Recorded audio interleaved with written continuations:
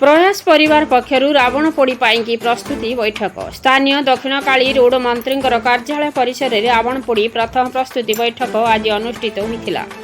एथिरे सभापतित्व करथिले श्रीयुक्त पुरुषोत्तम पात्र एवं संपादक श्रीयुक्त रघुनाथ पंडा महोदय एवं समस्त प्रयास सदस्य माने योगदान करी निज निजर दायित्व नवा सहित बैठक को सुचारूपे परिचालित करथिले एवं धन्यवाद अर्पण करथिले श्रीयुक्त रजत कुमार महापात्र। शुभम पाणिक रिपोर्ट मसिया न्यूज।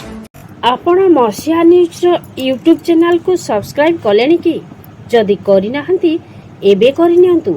एहा सह मसिया न्यूज रो फेसबुक पेज को और ट्विटर को फॉलो करंतु।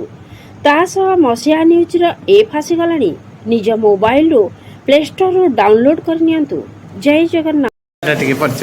हाँ मैंने पुरुषोत्तम पात्र प्रयास परिवार सभापति अच्छी संस्था आमर 23 वर्ष है आरंभ होती।